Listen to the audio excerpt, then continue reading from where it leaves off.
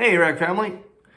As I was away recently with a group of leaders, there was a quote that was ringing through my mind throughout the weekend. It's actually a quote that I heard many years ago, but it's one that rings in through and sticks in my head anytime I think about the future or I think about planning. And the quote is simply this: if you want what everyone else has, then do what everybody else does. If you want what few people have, then you have to be willing to do what few people do. Profound, actually. And as time has gone on, I've come convinced that this is true for every single area of life. It's true personally. I mean, if we want to have what most people don't have, and that's true whether it's our level of fitness, our weight, our spiritual lives, our prayer life, our own development, then we have to be willing to do what few people do. Whether it's eat right, exercise, read, change our habits, that kind of thing. I think it's also true in relationships. If we want to have the kind of relationships that everybody else has, then do what everybody else does. But if you want that kind of relationship that few people have, then you have to be willing to do what few people do. And that's true whether it's forgiveness or confession or the time you invest in a spouse or a child or just simply how you seek other people or spend more time with people when you don't feel like it. It doesn't really matter. It could be anything across the board. It's true at work. If you want what few people have at work, that means you have to do what few people do.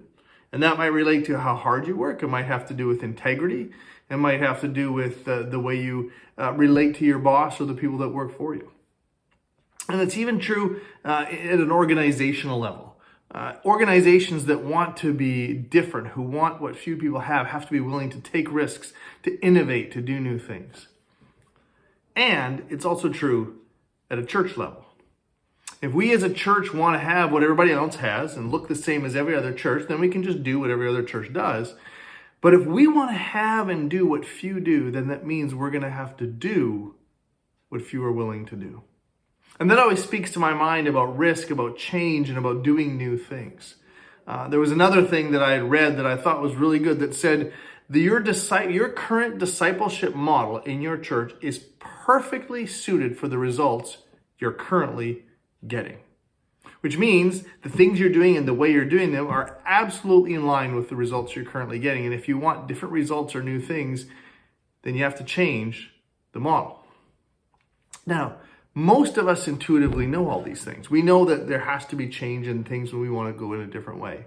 But what I want to challenge you with today in this, it's the same challenge that I apply to myself all the time, which is to consider and think about what are those areas in your own life where you wish it was a little bit different, where when you see other people, you look at them and you think, man, I want what they have, or I wish my life was like what theirs was like. Why is mine not like this? And then consider, well, what is it that those people do that nobody else does that you might want to emulate or that you might want to try? And this is one of those things that you have to do one little piece at a time, one little change at a time, but you got to be willing to do what few people do.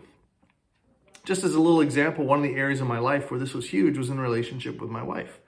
Because I hung around with guys, and I knew a lot of guys who really didn't want to be around their wives. They wanted to hang out with the boys. They wanted to go golfing. They wanted to do different things.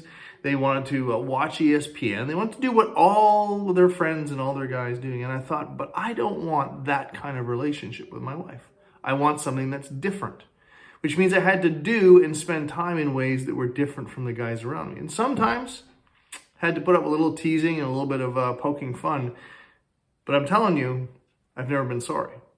I think that's true in many areas of life. And so whether it's going to be as a church in the years ahead, or in one of those areas personally, whether it's in your own life, in relationships, or in your work, I challenge you. Ask, what is it that I would desire that few people are willing to go after? And then just pick one thing and do it. That's what we're going to do as a church. And I hope you participate not only at that level, but personally as well.